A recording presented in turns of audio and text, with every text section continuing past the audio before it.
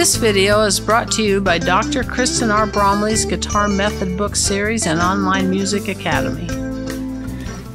Hi, I'm Dr. Kristen Bromley. Welcome to my online academy. I am thrilled to be here helping you learn to play the guitar. In this quick answer episode, I'm going to be explaining power chords.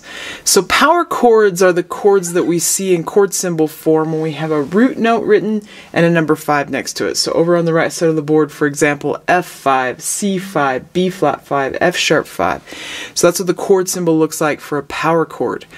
Technically, a power chord is just a harmonic interval in theory terms, which means we have a root note and then a perfect fifth above it, and those two sound at the same time, so it's just a harmonic interval of a perfect fifth. But in guitar music, we play these as chords all the time. So in theory, we need 3 notes for a chord, like for our major chords, a root 3-5, or our minor root flat 3-5, and so on.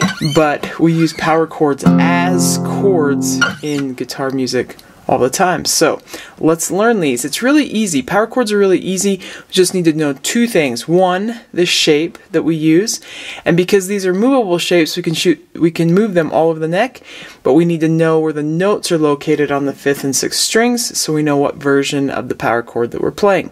Let's look at the shapes first. So here, and we'll just kind of learn these in first position and then see how to move it. So we have a 6th string form, meaning our root note, which I have the square around, is on the 6th string. So you put your index finger there, and then on the 5th string it's just 2 frets higher.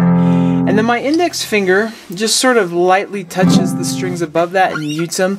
I'm not really going to be trying to strum those strings, but if I hit them inadvertently, they won't ring, they'll just sound kind of muted. So I've got my power chord there. Doesn't that just feel powerful? And I can move that shape up, so my index finger's at the 2nd fret, my ring finger's now at the 4th. And I can move it again. So I can play this anywhere along the neck, as long as I maintain the integrity of having that fret in between those 2 fingers and that they stay on the 6th string and the 5th string, respectively. So how do I know which version I'm playing then? Well, I've got it written down here at the bottom of the board. We need to know the notes on the 6th string. So whatever note my index finger is playing, that's the version that I'm playing. So down here, that's an F note on the 6th string, so I'm playing an F. If I was at the 5th fret, I'd be playing an A because this is an A pitch. If I was at the 8th, it's a C, so I'd be playing a C. So how do we learn those notes on the 6th string if we don't already know them? Well, I've got a little diagram down here. We need to know the chromatic scale. There are 7 natural pitches: A, B, C, D, E, F, and G. So 7 pitches with a letter name: A, B, C, D, E, F, and G. And then there are 5 chromatic pitches that fit in between some of those. There is not one between E and F and B and C. Those are the only places without one. So on the guitar, if there isn't one between it, we just move from one fret to the next. So this is an open E string on the 6th string, so we just go straight to F because there is not a chromatic pitch. But when there is a chromatic pitch between, to go to the next natural note, we got to skip over a fret. So from F to G, or G to A, or A to B, I'm skipping over a fret, but from B to C, because there isn't one between it, I am just going from one fret to the next, 7 to 8. And then I have to go skip over and skip over. So the natural notes on the 6th string, there's actually a pattern to it. It's frets 1, 3, 5, 7, and then it switches even, 8, 10, 12. It's just as simple as that, 1, 3, 5, 7, 8, 10, 12. So if I know that I'm starting on an F, then G, then A, then B, then C, then D, then E, just following that pattern of 1, 3, 5, 7, 8, 10, 12. Most of us on our guitar have little dots along here that help us know what fret we're on. So the dots are sitting at the odd. Some will have a dot at fret 1, mine doesn't, but some do. But usually we have one starting at fret 3. So 3, 5, 7, 9, those all have dots on my guitar and most guitars. 3, 5, 7, 9. So that helps us see those odd ones. And then there's a double dot usually at fret 12 where the open strings start over in the octaves, so the higher range. So I have F, G, A, B, and then C, D, just switch between B and C, fret 7 and 8. From fret 7 we go to the even. Then for the sharps and flats, the sharps are located 1 fret higher than their natural pitch, and the flats are located 1 fret lower. And you're going to have 2 names for each one of these chromatic pitches. So F sharp and G flat are going to be the same pitch to our ear, but are going to be written different. So we could see F sharp 5 or G flat 5. It's going to sound the same, but we could see it written in either way. We could see it written with either name. So F sharp is 1 fret higher than F. G flat is 1 fret lower than G. G sharp is 1 fret higher than G. A flat is 1 fret lower than A. A sharp is 1 fret higher than A, and B flat is 1 fret lower than B. So the 2 names there. C sharp and D flat at the 9th fret, D sharp and E flat at the 11th fret. So when I play my power chord here, it's an F because my index finger's on an F.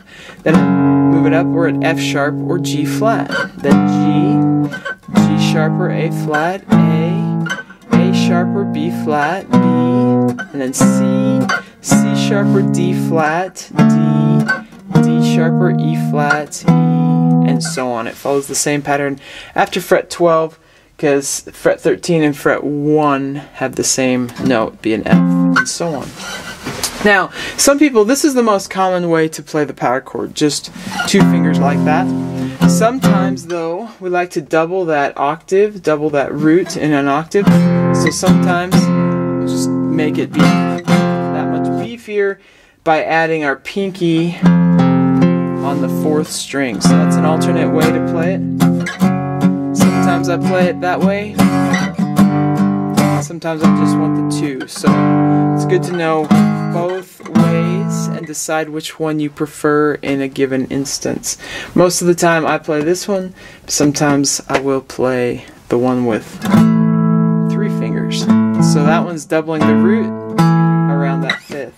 Okay, so that takes care of the chords that we have on the 6th string.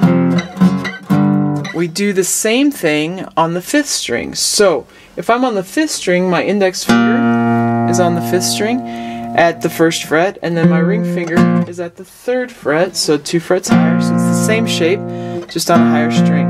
And on this one I also have the alternate option of putting down my pinky and doubling that root. So that's the power chord there. The ones on the 5th string work the same way as the one on the 6th string. So I can move it up. Wherever my index is positioned, whatever note that is, it'll be the version that I'm playing. So it's a D at the 5th fret on the 5th string. So I'm playing a D. It's at the 10th fret, it's a G, so I'm playing a G. At the 2nd fret, it's a B, so I'm playing a B. So the notes on the 5th string then, they follow that same chromatic pattern. The open string is an A, so the 2nd fret, because I gotta go 2 frets higher, is where the natural note is, B. And then there isn't one between B and C, a chromatic pitch. There's no chromatic pitch. So I have C at the 3rd fret. Gotta skip over 2. I have D at the 5th. Skip over 2. E at the 7th. E and F. There isn't one between E and F. So I go straight up to F. Between F and G there is. So 2 frets higher. And then G to A at the 12th. So for the natural notes on the 5th string, the pattern goes 2, 3, 5, 7, 8, 10, 12. Between the 5th and 6th strings, there's only one difference where the natural notes are located as far as what fret's at, and that's on the 6th string we start at fret 1 and then go to fret 3. On the 5th string we start at fret 2 and then go to fret 3. Otherwise the pattern is the same for both 3, 5, 7, 8, 10, 12. That's where our natural notes are located.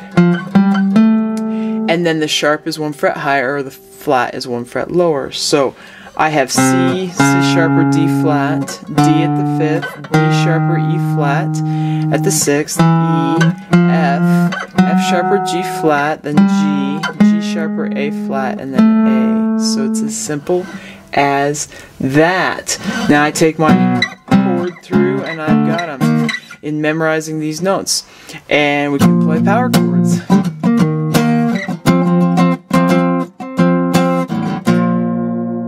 Hope that helps. Hope to see you again. Take care. If you found this video helpful, please hit the like button and subscribe to the channel. For more in-depth lessons and to progress through a free guitar course, check out my Guitar 101 series on YouTube and my guitar method books, which all come with access to hours of in-depth video lessons. You can find more information about me and my products at KristenBromley.com. Take care.